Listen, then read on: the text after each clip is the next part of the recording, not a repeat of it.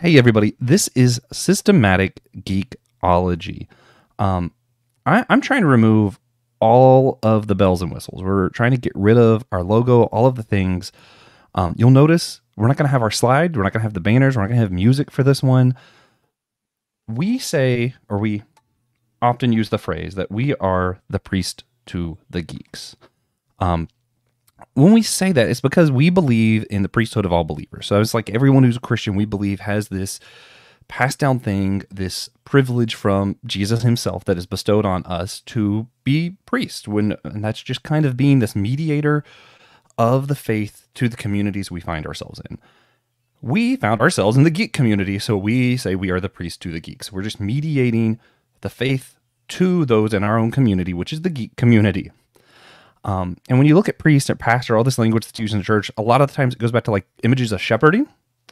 And so when we think of like what it means to mediate, I imagine, I don't know about you guys, kind of pastoring those in our community towards peace, towards comfort, towards the things that are, the fruits of the Spirit, the things that are of Christ. And our topic today is one of those that might make that kind of challenging. But before we get into the topic, I kind of want to do you guys have anything you would add? Like when we say priest to the geeks, of like what you mean by that, or the importance of those terms to you? Elizabeth, go for it. Yeah, so I just think of like the Old Testament priests. They were the ones who were able to study and relay the word, because a lot of people either they could not read or they went into another profession. So that was not their calling per se, was to study the word. And so we bring a unique perspective since we have a passion for Jesus, not saying our passion is better than anyone else's. We just have a different perspective because a lot of the times we'll choose this higher level of calling of studying the word and relaying it to others, in this case our geek community. Nice.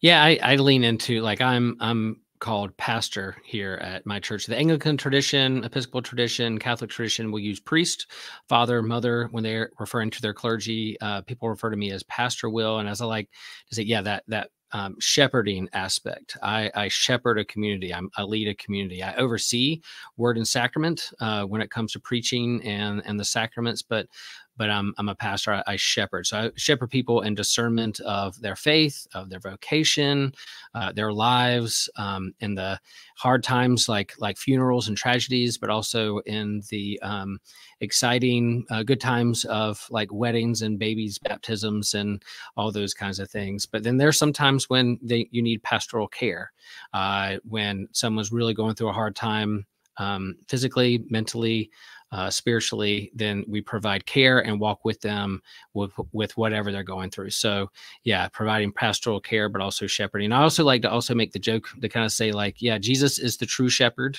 I'm just the sheepdog who barks at people to stay close to the shepherd. So that's kind of sheepdog Will. I've been sometimes told people to call me, but yeah, my role here in this community, my church community, Holy Trinity, I'm Pastor Will Rose. But yeah, we took on priest to the geeks, as kind of to say like, yeah, we're helping like mediate and also guide and curate spaces where people can have good conversations around their faith and theology and the stuff we geek out on. So that's how we leaned into that aspect of it. Yeah. And I'd like to get your take a little bit more. So part of why we're reflecting on Quiet on Set, and two of us haven't seen. I've actually saw one episode this morning. I think Will hasn't seen any. Elizabeth has seen some, but not I deep all. dived a little bit. I've seen them all. Yeah, I did the like the trailer and read some articles and what the whole thing is kind of about, rather than watch any particular episode. Yeah. It's a 5-part documentary, is what it is. 4-part. Okay. 4-part. Yeah. So we're reflecting on this because. Okay, so I don't really watch TikTok. My wife does, and it's flooded. People of my generation who, especially those in the geek community, who maybe weave our whole lives, even recently, I remember I referenced Bring on the Dancing Lobsters.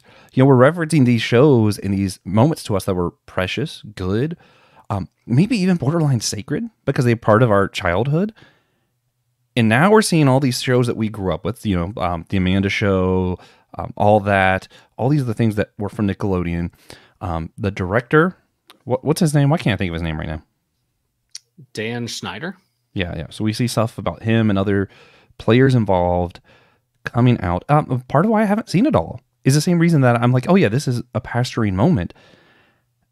It's too hard for me. Like, I've seen bits and clips of different people. Like Drake Bell to me was like, when I was a kid, like I wanted to be Drake Bell. And then now I'm like, oh, that's what was happening to him. Like when I was watching the show thinking he was the coolest ever, there was a lot of terrible stuff going on behind the scenes. And I'm not quite at the place where I'm ready to see all of that. Like I've seen the bits and clips on TikTok that my wife uses because I don't use TikTok. We have kind of a difference of opinion about TikTok. But it's fine.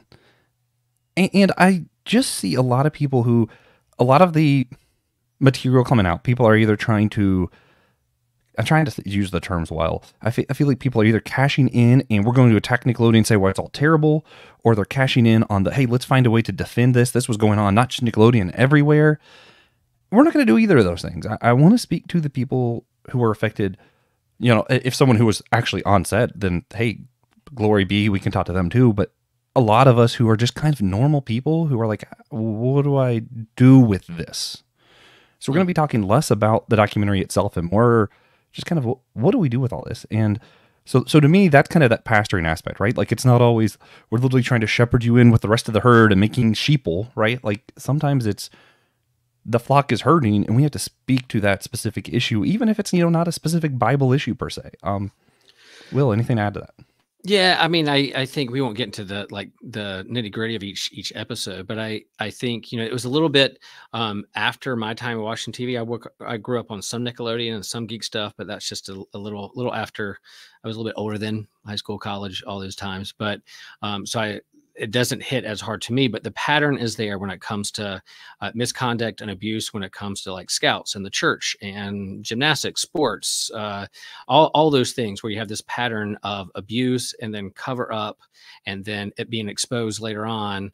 Then there's this kind of shift of like, oh crap, like what I thought was happening wasn't happening, or I hold this stuff dear and now I have to rework and deconstruct everything that I thought of because there's some really ugly things going on. And so what happens when that's exposed to the light or exposed? What do you do with that emotion and the stages of grief? I think is important to have these conversations because there will be more IPs and actors and actresses and directors that are heroes of ours or played heroes of ours that may come out that they weren't that great of people. And so what do we do with that?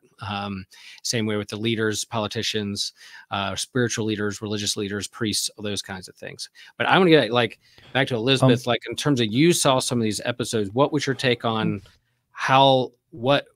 what you saw? Is it well produced? Is it a good show? What did it stir up in you as you watched some of these episodes? Before we get to that, can we backtrack a little bit to what you were talking about? Yeah. Because I do want to get into the specifics of this show, but I think there are more general questions that we often bring up, and I'd like to present those before we get into the specifics of the show, which Elizabeth will be the voice for that. More generally, a lot of times you do see people, and I'm talking about people I know, my generation, this kind of stuff of, let's say Donald Trump, the stuff that came out with him, like sexual harassment, all that. And then it's all of a sudden, we want to do away completely with the Republican Party. We want nothing to do with politics, maybe. And it's trying to figure out how detached do we want to be from these things? Because it's not necessarily the Republican Party that did all these things, but there was a lot of actors that knew about what was happening and allowed it to happen, right? Same thing with the church. You saw the Catholic Church. Originally, we're just blaming them for all the sexual abuse stuff. And then the Southern Baptist comes out. And do we just keep blaming denominations? Do we blame all of Christianity? What do we depart from? What do we hold on to? What is precious to us? What's not? Even personally, I've met pastors that I learned a great deal from. And then I've learned that, what kind of lives they were actually living. I'm like, well, I don't approve of them at all. Do I let go of what I learned from them still? Or do I hold on to that and let go of the other stuff? And then there's even do we support people who support things we don't like? It goes 2-3 steps out where how detached we want to, is this cancel culture or is this actually something we need to depart from? What is precious? What's not? And just kind of navigating those kind of questions, I think are the big things when we're dealing with just kind of these more vague. Yeah. Anybody have anything to add before we get into the specifics of this? Or do we want to go ahead and Well, there's different approaches when you're hurt. When you're hurt, you're dealing with hard things. There's different approaches to how you do that. It's hard in the moment to be nuanced and say, well, some of this, some of that. But if you're hurt, there's like, yeah, get rid of it, draw boundaries, burn it all down. I need to get rid of it. I need to purge myself from this. There's those kind of projects. The fight or flight response is real with all aspects, not just if I'm being chased by a bear, but emotionally, spiritually, physically being abused. What do you do with that?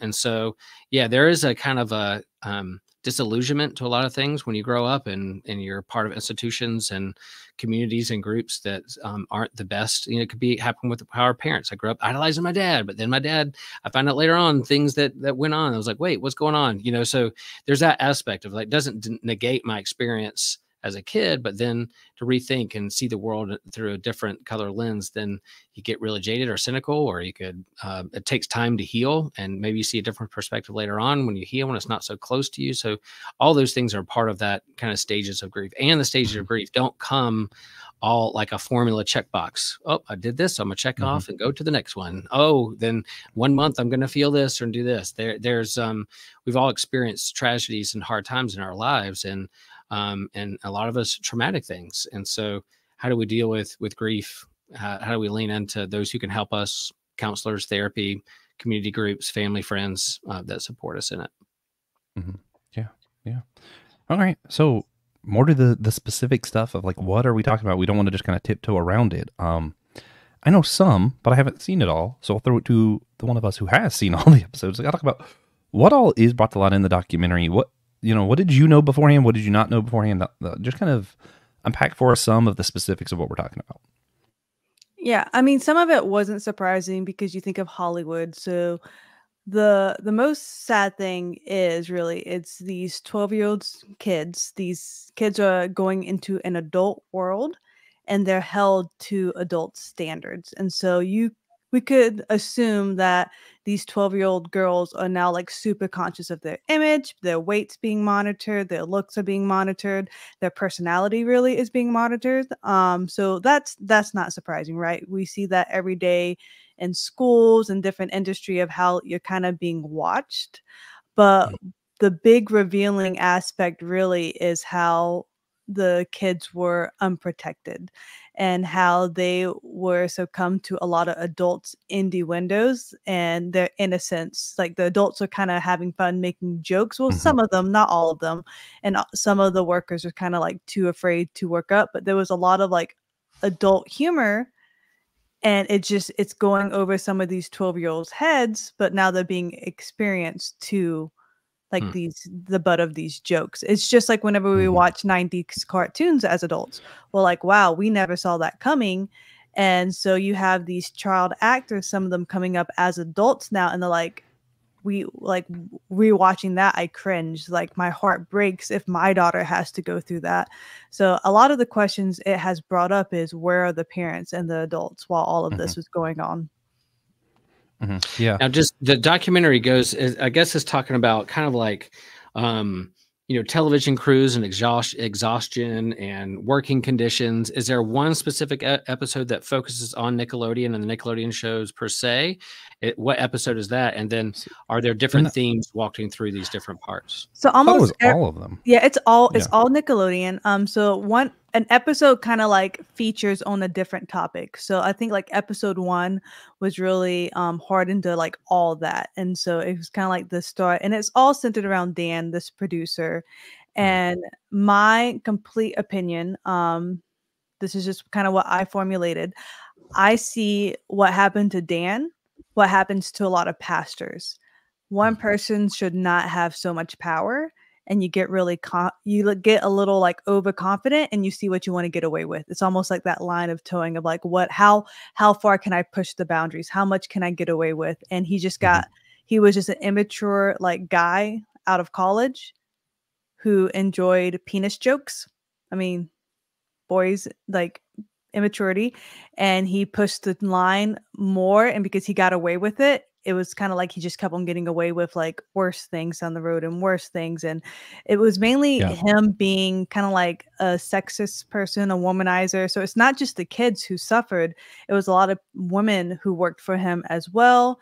And a lot of even like adult men who were too afraid to speak up because he was the hierarchy. If you speak up against this guy, you're going to lose the job. So it was also men, women, and children taking verbal abuse and kind of like getting, like kind of just getting told, not ran over with the industry pretty much. Yeah. So a few of the things that stand out for me of what I've seen, just like clips and stuff of, let me backtrack a little bit. The jokes part, I don't want to say any of the jokes, but like just to get a little bit more detail, like it's not just like some of our old cartoons, like I Love Rocko's Modern Life. You're like, oh, there was swingers here, and it was just kind of for the adults a hidden thing, and those are all voice actors doing that. Like it's not like kids were put in a compromising position or anything. Like that's still questionable for me when it comes to the cartoons. But what's happening in this with the real kids doing real things, they're doing stuff that could very easily, if you're watching it, you go, oh, that's meant to be a sexual act. Oh, that's meant to be this thing that happens in pornography, and they're just like imitating it and laughing because the kids don't know. Ha ha! We put them in a compromising position, and it's like, ooh, that's a whole different level, a whole nother thing, type of joke that I'm like, that's not okay. Mm-hmm. And there was one situation where the parent did speak up, and she was told to be quiet. Because it was her son who was selling Girl Scout cookies like they were drugs pretty much. And you can guess which race the person was a part of. It's like, okay, so we're going to have the token black guy be the drug dealer. Yeah. And so she was told to be quiet, and she still kind of was like questioning because, parents are, by law, they have to have a guardian on set, and they think, a guardian's there, they're protected, right? But the parents weren't allowed to say much, and they were in this weird position of, I don't want to ruin my kid's dream. And she said too much, and he wasn't invited back the third season. And I mean, just think about what that goes through with the kid's confidence. Am I not good enough? Why don't they like me? Is it because I'm black? Is it because I'm not this? And so a lot of the times the kids, if they weren't being invited back, either because their parents said something or they expressed their uncomfortability of something. And now you have this whole other like stint of trauma added to them because they're 12. They don't even know who they are yet. And now you're portraying, like you're saying you're going to be this person. And so I think of the Brady Bunch, how they had, I think it was Martha, who would say how she didn't know who she was because she was so caught up in being the identity of her character. She didn't know how to be herself. And so if you have these pretty much, I think there's laws and rules now of how much a underage person can work, but these kids were pulling like 18-hour days, like exhausting. There was really no laws, and so they were physically tired, mentally tired, and a lot of times getting like verbally abused and saying, hey, suck it up, you signed up for this, and a lot of victim blaming. And then there was several instances of Schneider or one of the people on set more or less trying to separate the kid from the parents and having them emancipated. So there was one, it was Drake's Bell's story. That one was the worst. Yeah. So the predator kind of like turned Drake against his dad, and the dad saw it a mile away. And so the dad was being proactive, and the predator, who was not Dan Snyder, he was the dialogue coach, he kind of like turned Drake away. Brian Peck. Yes. And that was another thing too. Speculations. It was never proven or anything. This is pure speculation about Dan and Amanda from the Amanda show. So Amanda tried to get herself emancipated from her parents. You don't know if there was behind the door brainwashing or not. You can assume, but it is a known fact that when she ran away from home, she ran away to Dan's home. And so it raised a lot of red flags. I think the thing that's made me the most afraid to watch it all, and afraid is the right word. I have a lot of fear just confronting all of this, I saw where Amanda, and I don't know if this is in the show or just, outside stuff that people are now coming to light about, actually had created a fake Twitter account that was really her Twitter account because she couldn't have anything in her own name. Her parents ran it all, sort of like the Britney Spears situation. And she was, posting her own ID saying, no, this is really me doing all this stuff. In one tweet she put out, this is back when Twitter was still a thing, she said, imagine, being abused by your boss, being forced to have an abortion and all this stuff. And then the very next week, Dan Schneider's on an episode and says, hey, do all this stuff and I'll give you a baby. Ha ha. And, us watching, it's like, oh, how random. The guy's randomly giving her a baby. What's she going to do with a baby? Yeah, that and wasn't then the details brought and you're up. like, oh. That wasn't brought up. Amanda, she was referenced a lot, but she nor anyone to represent her or speak for her was part of the documentary. Yeah. No, I know Drake Bell got a whole episode to himself. Yes. Just to circle back around to what Elizabeth you said in terms of like the danger of someone having too much power and not enough guardrails or accountability or letting someone get away with it. I mean, the money and the power when it comes to whether it's pastors and leadership positions or sports coaches or athletic directors or whatever, that's the danger. And so yeah, hopefully in kind of post Me Too movement and some of these exposés and what came out about the church and other places of misconduct that people are really attuned to that and will put up guardrails and put up boundaries. Every year I have to do boundary training within my denomination. We have rules in our church about being alone with members or youth, that there's always, you have to be in pairs or more than one advisor with youth and kids. And so we, not perfect, but we put up boundaries and things in place to help guard against those things. And I think camps, church camps, other places, sports camps, church camps, put up those risk management kind of guardrails up too to help go against that. But yeah, when someone's in power, when someone has money, when someone holds your career in their hands, it can get really ugly. And humans do some really nasty stuff to each other. So yeah, it's a shame. And then that's why we have therapists and people to help when those things happen and to allow people to have safe spaces and places to be able to share as well. Yeah. I'm gonna get a little bit more into the detail with the Drake Bell stuff, and Elizabeth might be able to help me out. The thing that stood out to me was the dad's trying to do all this stuff, and basically he was told, why don't you start staying with your mom? And that's the thing abusers do, right? They isolate. And okay, so I don't like this, so I'm gonna start isolating. Now you're with your mom. And now all of a sudden there's all these excuses for why he should stay the night with me tonight because it's gonna help us for our trip tomorrow. It's gonna help us for this. And he tells the story where he says he just woke up one morning and he was being abused when he woke up. And they don't get into a lot of detail, but the phrase that I've heard, which is why I just can't watch this. I heard Drake Bell, this guy who to me is who I wanted to be when I was a kid. He said, imagine the worst thing possible. That's what happened to me. And so during the documentary, it broke my heart. Yeah, they never said it. And so I won't repeat it. I mean, you can look up the police report and you can kind of Google it as well. But this was, I think, the most atrocious thing to me. One of them, all this stuff, they kind of like listed what happened because you saw the police report in a picture. And then they talked about the trial and he only got 16 months. So, and so I'm like, wow, that's so, and then Disney goes and hires the same guy. So I'm just like the accountability, it was just so heartbreaking. Like to be in the courtroom and to see that, like someone who literally like he's going to live with that trauma for the rest of his life. Like he's going to grow through it. He's went through therapy, he's getting help, but like it's still, that's now a part of your story.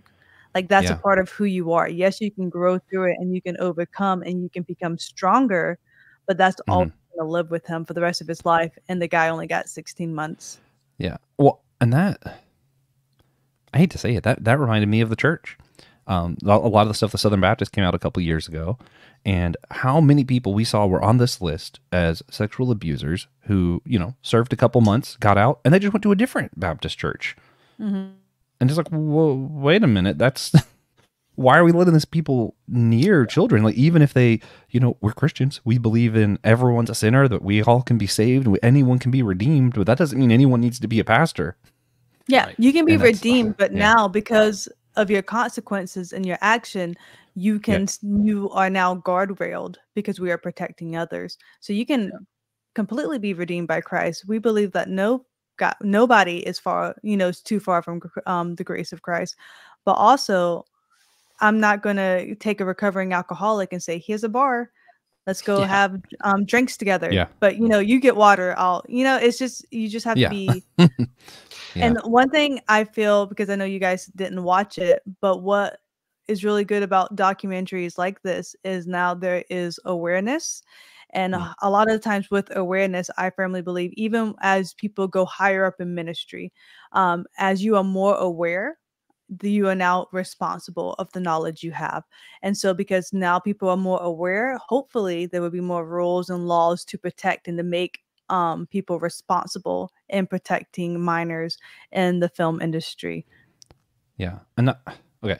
And one more question about what was in it, and then I just have a few questions for Will to pastor me through even. And this isn't a thing that we're just doing this for the sake of doing it. Like, I do genuinely need my own advice, and I feel like transparency is a good way to hopefully let other people in on this conversation and also get maybe a little bit of pastoring that they might need. How much about the hush money was in the documentary? Was that mentioned at all, of how many of the people took hush money to not say what happened to them? What's it called? I know it was mentioned someone's divorce. I think maybe I saw it on Facebook, actually, not the documentary. Yeah. Not much hush money was mentioned, but it might have been alluded to, but no concrete facts of people taking hush money. Okay. I saw somewhere an article just kind of researching this a little bit that Nickelodeon itself was giving out hush money to folks, like millions of dollars to folks to not say anything. So, which isn't surprising if you're trying to protect your money, your power, your privilege, your influence. You're going to do all it takes not to get it out there of these things that happen, because you don't want to crumble and fall or lose your shirt. So I'm sure it could have been mentioned, but that didn't stick out to me. So I'm not going to say it wasn't in there, but it wasn't. If it wasn't in there to stick with me to remember it. Some of the trickiest questions for me comes up from the hush money stuff. So what I heard, I don't want to say what I know, what I've heard. Miranda Cosgrove, it seems like, did take it, but Sam did not, because I know she mentioned that they offered her a lot of money to stay quiet, and she denied it. I don't know if her actual name. Her name was Sam on iCarly. I grew up with the show, so I just know the characters. And the one rumor I heard a rumor that Josh Bell's wife, or not Josh Bell, Josh Peck. What's Josh's last name? Yeah, I know what you mean. Like his wife found out. Yeah, they said that she was going to divorce him because he took the hush money. And there's a rumor that Ariana Grande started her musical career with the hush money.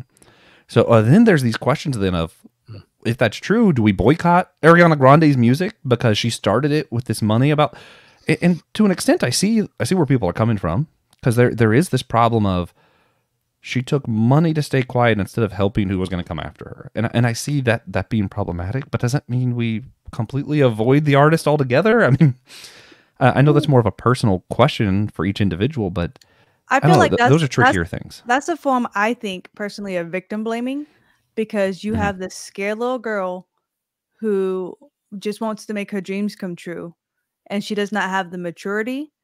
It should not be her responsibility to change the industry. The industry failed. You know what I mean? It should have been the producers or anything like that. So I mean, if adults took the hush money, I'm concerned. Yeah. I'm concerned with the parents who allowed that to happen. Like, there was one parent who was there, and it was, I can't think of their names, but pretty much her daughter got to be an extra on the Amanda show, and she was messaging the predator back and forth. Like, he never actually, he was fired, but they never actually like pressed charges against him. And so he sent her, an inappropriate picture of his lower part, and she thankfully told her mom, but the Yeah. mom kept quiet about it because she didn't want to put a red scarlet on her daughter. Yeah. And so often even we blame the parents, but they didn't have social media. Not everyone had the voice. Like everyone can have a platform now. That's the beauty and curse of 2024. And so we blame them so much, but like, who are they going to tell? The only person they could tell was the higher ups and the cops, and there was a lot of corruptions. And so she did not want to label her daughter as like this whistleblower. I mean, look at in Charleston right now, Boeing, there was a whistleblower and he conveniently committed suicide. And so that's a whole speculation that's happening right now in the industry. He shot himself in the head, but his hands was perfectly in his lap when they found him. So it's just, you can't discount someone's legit fears and taking hush money like that. You can't hold them responsible of not trying to change the industry because they're victims within themselves. Yeah. And I don't know. I personally, I feel like I'm probably closer to what you guys are on track with, but I don't blame anyone who's, if you found this out that you don't want to support her music anymore because of how it was started. Like, I don't blame that either. I don't agree with it, but it's like I don't think it's an easy decision, if that makes sense. Yeah, real quick on that. Like we have the choice to decide what we want to invest in and what we want to divest in. Like, what do we not want to give money to? And if your conscience is like, nope, I can't do that because I have a guilty conscience about that, I don't want to support it. That is up to you. We have that freedom to do that. And then there's the question around art and music. What can you support? I mean, Michael Jackson Thriller is one of my favorite songs of all time. I played every Halloween on a loop. I love that video. Exactly. Like, it is foundational, my thing. It was disappointing. Some of the choices Michael Jackson made and his life and all those things is nuanced, but I will still play that song. But if for some reason, like, child abuse was super close to my own identity and those around me, and it was hard for me to listen to that song because of knowing what was going on, then yeah, man, there's no blame in that whatsoever. So in terms of music, art, the early church had decided really early that they were like, oh, well, if that priest is a sinner or known for sinning, then, and I took communion from them, is it efficacious that I took communion, or do I have to take, there was that where I had to be rebaptized by somebody who They were like, no, it's separate. What was happening in the sacrament is a holy thing separate from the actual person itself. That's why they don't have to be perfect. They're sinners. But then there are boundaries that you put up that you say like, no, you're no longer in this position of power and authority and leadership because of your pattern. We're not going to question God's love and grace for you. You're not outside of God's love and grace, but we're going to draw up boundaries so you can't abuse and hurt other people. So I think that's a big question. And I think around our fandom too, there's a reason why Disney is putting up more kind of animated characters on their rides rather than animatronic real actors, because who knows, it may come out that Harrison Ford, there's a reason Hondo's on the Millennium Falcon and not Harrison Ford, because as much as we love Harrison Ford, it may come out that he did horrible things or murdered somebody or whatever, and it's like then they have to redo the whole ride. Let's do other characters because people are flawed and do crappy stuff. Yeah, and you don't want to throw out the baby with the bathwater too. Like, it's the same, eat the meat, spit out the bones. And just kind of going off of that, just recently, someone that I've, that has a foundation in my faith, like would listen to her worship songs, like would watch her lead a 24-hour prayer room. And literally Taylor and I would, in the beginning, we would literally just like put it on YouTube and like just pray and get ministered to by this person. And comes to find out she was a part of an affair. And it crushed us, like we hurt because like that was a role model for us. And I'm not going to say, but here's the thing, just because she sinned, it doesn't make her any less anointed, and it doesn't make her any less loved by God. It makes her human, not excusing that, but just all you can do is pray for like the redemption, and like pray that she will come back better than ever, Yeah. So I don't know. There's a lot here. I do want to say, and this is from like more legally minded, I guess. There is a difference in advocating that people be politically not allowed to speak or do things, and investing or what would you call it, divesting with your money. Mm-hmm. You know, that's the thing. Like, like until Dan Schneider is proven guilty of some of these sexual assault and stuff that's being thrown out here, I don't think he should be in jail and not allowed to make movies. Will I ever invest in a movie he makes? Absolutely not. Right. You know, like there's a difference there. Now, once he is proven, I think, you know, that's a whole different thing. They should be thrown in jail. And there's nuances, you know, a lot of our politicians, similar, right? Like, just because Donald Trump comes out and says we should have a bloodbath, that phrase should not put him in jail. Some of the things he did, perhaps, but that doesn't mean I'm obligated to vote for him either, just because he's allowed to say whatever he wants, you know? And that goes for all of our politicians. That's just, he's an easy example. But I think for me too, some of the other pastoral care kind of questions I have, how, like, I'm struggling with guilt that I'm like, I guess I shouldn't feel guilty. I had no part. I didn't know what was going on with any of these jokes or any of the things that was going on behind the scenes, right? But like, even to like recently, I did an episode on, I don't even know what it was, with Joe and Brandon, friends of the show. And I referenced Bring Out the Dancing Lobsters because, haha, that's funny. It's from the Amanda Show. And then I'm like, wait a minute. Should I feel guilty for referencing the Amanda Show, knowing what I know now? Like, should I act like it never happened? Am I like, to what degree, like, obviously I don't want people to go out and watch the Amanda Show now, but to what degree, you know, are these things still relevant? Are these things allowed to be precious to me in some way? Or what do I do here, Will? I mean, the other day I said, "Whoop-de-dee, have a bowl of me." Sometimes I still do the murr.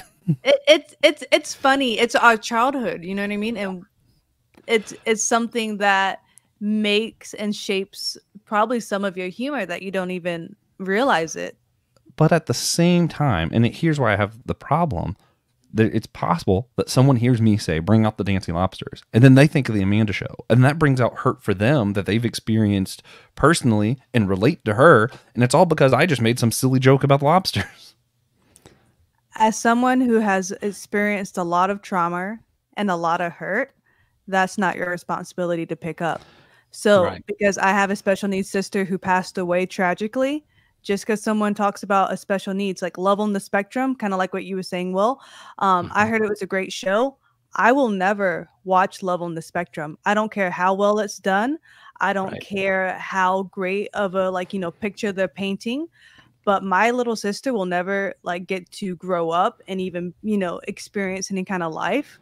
And she Right. was on the spectrum. So I'm not going to watch that. Not because it's bad, not because I believe they're exploiting people, but I emotionally can't handle it and I'm okay with it. And we had at our all staff, we had people come in and train on our kids and how we can love on special needs children. I stayed home that day because I'm not in a place that I can listen to people talk about special needs children without me feeling hurt. Granted, if someone, and I'm talking about conversation, and it comes up, or if I'm walking in Walmart and I see a little girl in a wheelchair, I'm going to feel a twinge of hurt. But that's not, they shouldn't feel guilty pushing their daughter in a wheelchair just because my sister died. That's their reality. That's their life, you know? To an extent, I see where you're coming from. I still have to push back on that, though, because there are scriptures, you know, the whole don't put stumbling block in front of your brothers. Even kind of what you mentioned earlier, like, just because someone else is an alcoholic doesn't mean I need to avoid alcohol at all times. But at the same time, we're doing like public speaking, like on podcast where anyone can hear it, or when I'm pastoring a whole group of people, I think there has to be a level of sensitivity of, I don't know who's listening and I don't want to trigger anything that's going to hurt someone if I can help it. Like, obviously I don't want to be so detailed of like, let me get in here as a mediator. Yeah, Will, I pastor.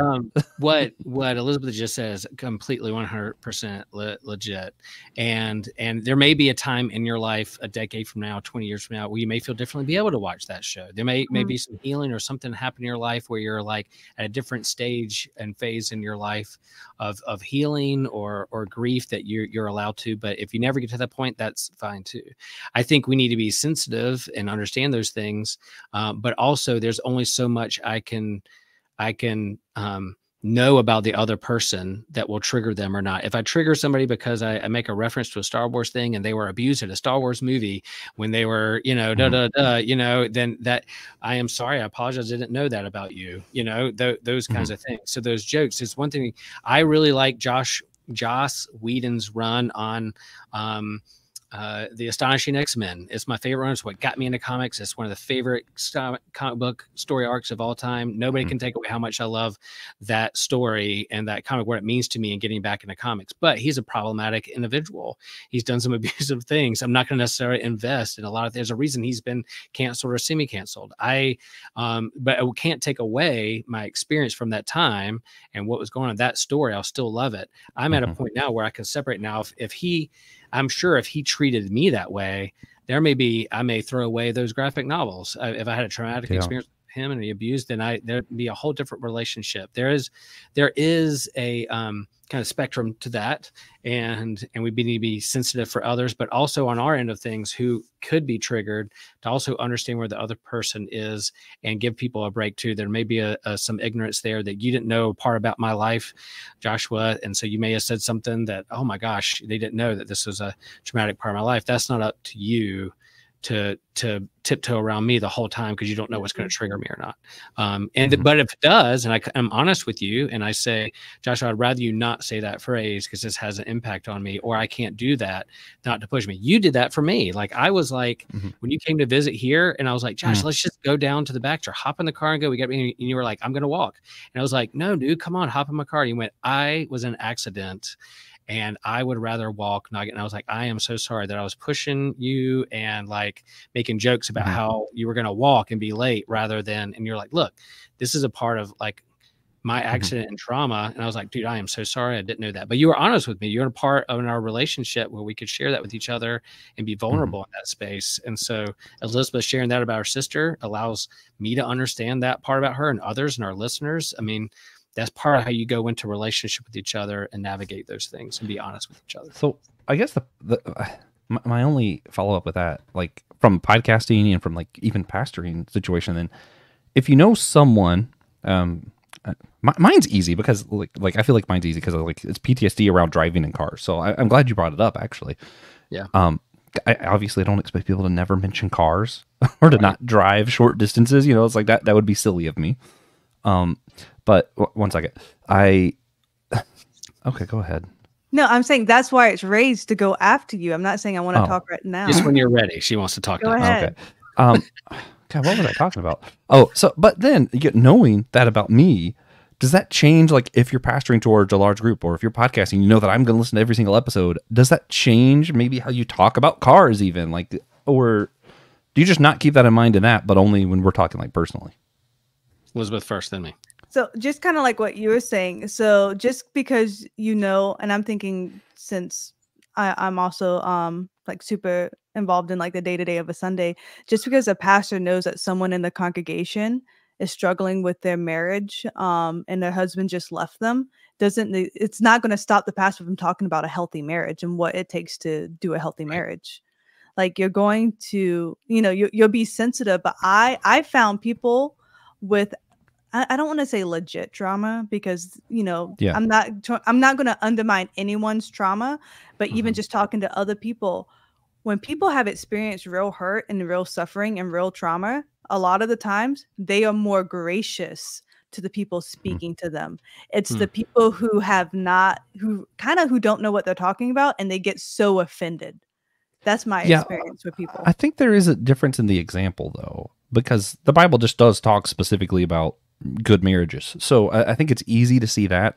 Whereas if for some reason Will was like, let's say, Will wouldn't do this for the record, everybody, but if he's like preaching and he's like, I'm going to use an example. Well, let's say someone was hit by a yellow truck and it's like, wait a minute, Will, like, you know this about me. He's like, you got so specific for no reason, knowing that would trigger me. Josh, stand up. Then it seems like an attack.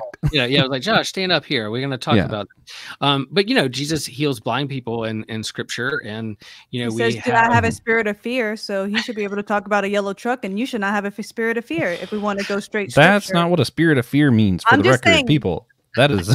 Not. I mean, there's sensitivity. There's you want to be sensitive, and I'm sensitive to things in the way I preach, the language I use, whether it's talking about race or politics or disabilities or abilities, and those kinds of things. But it can't paralyze me in the fact where I can't say anything because I'm in fear that I'm going to offend somebody or not hit the right way with somebody. I'm gonna trust that God works through that, and if I do speak in a way that offends somebody or misspeaks about somebody or a situation, I hope that we have a relationship enough with the people in my congregation that they can come to me and go, Will, you brought up this, and there's a different way you could share that. And I'm open enough not to get defensive and talk about that. I mean, that's that comes to a level of maturity too. But I do think, yeah, we need to be sensitive. Yeah, we need to be, but we can't know everything was a part of somebody's life.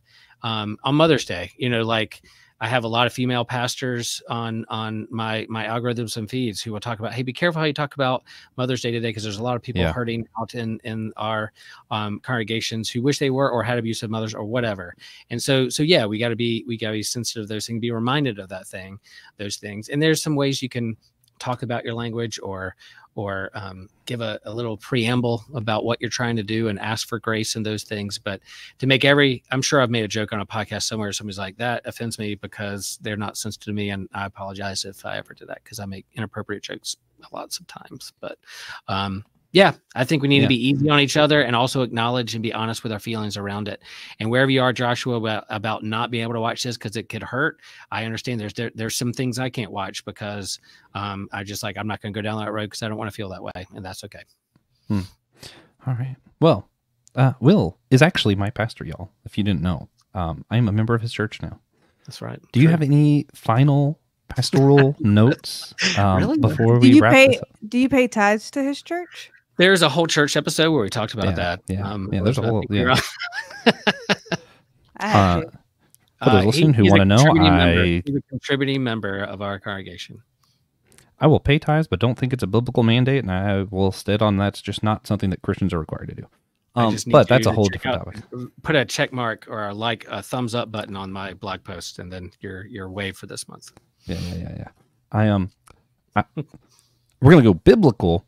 What we have, we give to our priest, and that is part of our tithe. So I gave him a new mic. He just hasn't used it. It's coming. That counts. That counts as a tithe. It's the season of Easter. It's the season of Easter. I'm gonna upgrade. Yeah. But do we have any final pastoral notes before we wrap this up and apparently go into straight nonsense? Yeah, we live in a hard, difficult world. We all experience degrees of trauma and abuse in our lives. And so let's be easy on each other, but also be vulnerable and ask for help when we need it. When things like this are exposed within our own communities or our sports group or scouting group or schools or the church communities of faith, it can be very, very hard. And so whatever you're feeling in terms of disappointment, disillusionment, anger, pain, disgust are all legit. There's nothing wrong with that. But then also, get help and understand and sort through these feelings with somebody else. Is what you do with those feelings. It can sometimes, you get stuck or could sometimes be unhealthy, but whatever you're feeling is not wrong. It's what you do with it and who you surround yourself with to get healing. Yeah. And so if you need to step away and put up some boundaries and not watch something or not be a part of a group, because I don't blame someone who's been hurt by the church who doesn't want to go to church on Sunday morning. You get it. I totally get it. So there's, and unfortunately be other things that will come out because we live in an era and age of people have a lot of phones, cameras and phones and recordings, and it's hard to get away with stuff, but it'll come to light, and then hopefully we can be here for each other and take care of each other along the way. Also, side note, if you cannot afford therapy, I'm a very strong advocate in mental health, but that is kind of pricey.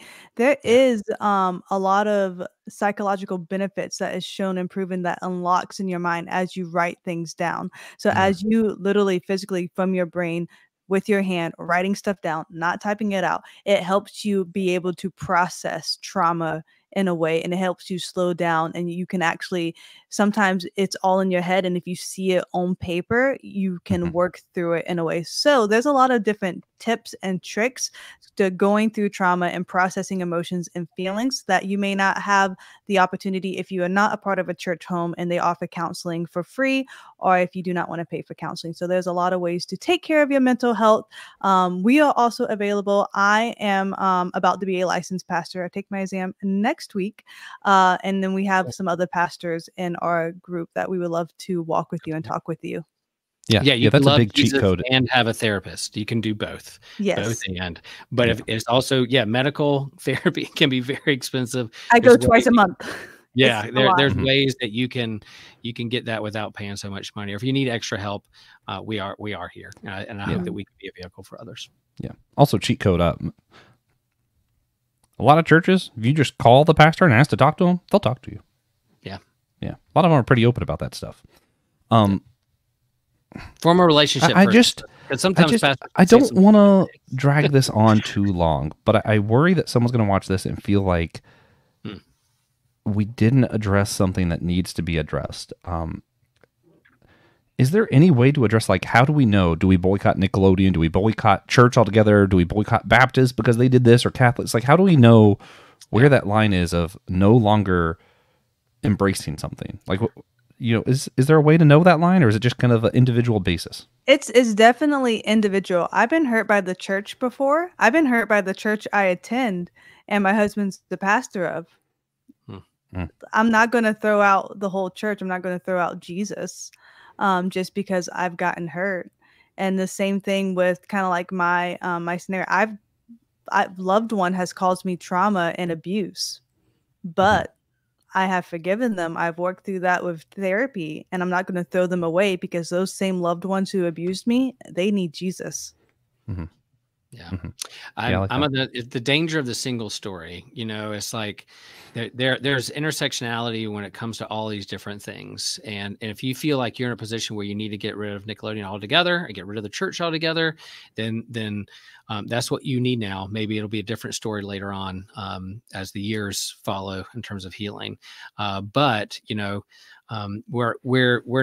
there's never a single story. There's more to the story from all different kinds of angles. And so if you can nuance it, if you can hold both in different hands, if you can both and it, then that's good. That's a place that maybe you can get to at some point, but that's not necessarily a final destination either. I think it is individual. It's with your friend group, faith community group, the people that you trust to talk through those things. And if you don't have an answer right away, should I boycott? I watched the documentary. Should I boycott Nickelodeon?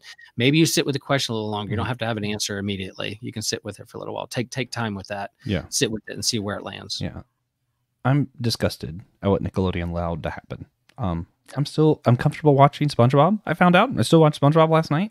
I don't think I'll ever be able to watch Drake and Josh or the Amanda Show ever again. But hey, maybe I'll still make a reference to bringing out the dancing lobsters or something. Not because I support the show, but because I was, it was a part of my childhood, and you guys made me feel a little less guilty about it. Yeah, I mean, it's going to be different for everybody, and I think that's okay. Yeah. Again, we have at least 3 pastors, soon to be 4, on staff here. So if you guys want to email us at systematicgeekology@gmail.com, someone would be willing to reach out to you, talk to you, or if you have your own pastor or therapist, talk to somebody if this is pressing on you. Yeah, important stuff. Right. Important. Yep. All right. Well, if nobody has any other final words, we're not going to do any of the gimmicks. We're not going to give you recommendations or anything. We hope this was helpful. We hope you have peace and comfort where you are. And God bless everybody. Peace.